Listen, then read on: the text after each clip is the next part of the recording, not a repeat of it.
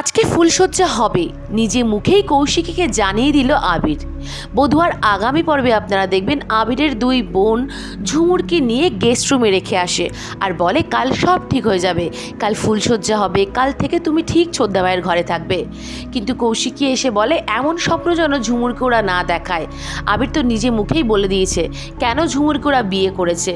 কৌশিকীর কথাগুলো ঝুমুরের মনে তীরের মতো বাঁধে।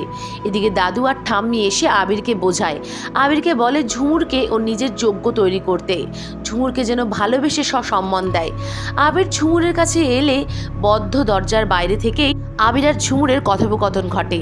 ঝুমুর নানান কথা বলে অপমান করে আবিরকে, বলে হিরো সাজার জন্য ও স্বার্থসিদ্ধি করেছে নিজের। পরের দিন ফুলশয্যা, কৌশিকী সবাইকে আসতে বারণ করে দেয়।